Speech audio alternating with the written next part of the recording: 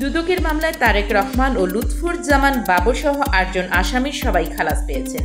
বিচারিক আদালতে বিএনপি ভারপ্রাপ্ত চেয়ারম্যান তারেক রহমানের নামে আর কোনো মামলা নেই। সবশেষ দুদকের মামলা থেকেও তিনি খালাস পেয়েছেন। এই জন্য নেতাকর্মীরা মনে করছেন তাদের নেতা দেশে আসতে আর কোনো বাধা নেই।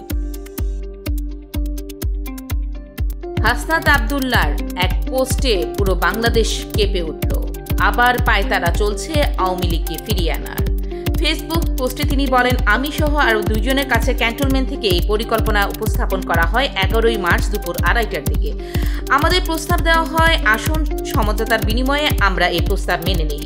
ভারতের পরিকল্পনায় সাবের চৌধুরী, শিরিন শারমিন সহ ফজলে নূর তাপসের সামনে রেখে আওয়ামী লীগের রাজনীতিকে ফেরানোর ষড়যন্ত্র চলছে বলে জানিয়েছেন জাতীয় নাগরিক পার্টির দক্ষিণাঞ্চলের সংগঠক হাসনাত আব্দুল্লাহ।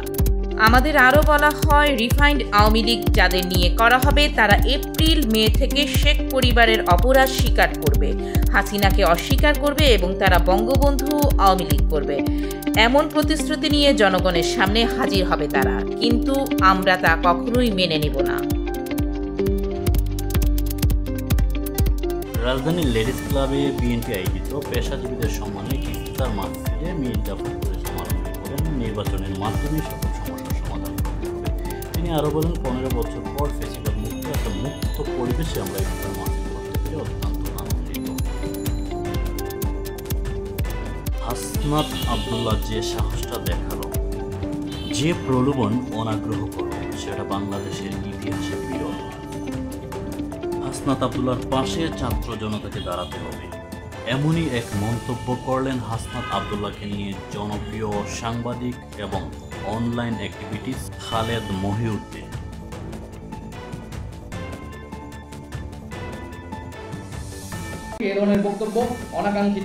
আওয়ামী লীগকে নিষিদ্ধ করা হবে না এমন বক্তব্য দিয়েছিলেন অন্তর্বর্তীকালীন সরকারের প্রধান ডক্টর মোহাম্মদ ইউনূস। এই বক্তব্যের প্রতি উত্তরে তীব্র নিন্দা এবং ক্ষোভ জানান এনসিপির আহ্বায়ক নাহিদ ইসলাম। রাষ্ট্রের গুরুত্বপূর্ণ দায়িত্ব থেকে এমন বক্তব্য অনাকাঙ্ক্ষিত। কোনো রিফাইন্ড বা পুনর্বাসন নয়, পুরোপুরি নিষিদ্ধ করা চাই আওয়ামী লীগ। আওয়ামী লীগ নিষিদ্ধের দাবিতে 48 ঘন্টায় আলটিমেটাম দিয়ে কর্মসূচি ঘোষণা করেছে জুলাই গণ অভ্যুত্থানে আহতদের সংগঠন ওয়ারিয়র্স অব জুলাই। এর মাঝে আওয়ামী লীগকে নিষিদ্ধ না করা হলে লাগাতার কর্মসূচি ঘোষণা দিয়েছে সংগঠনটি। এবার দুপুরে ঢাকা বিশ্ববিদ্যালয়ের রাজু ভাস্করের সামনে আয়োজিত বিক্ষোভ মিছিল থেকে তারা এই আলটিমেটাম দেন।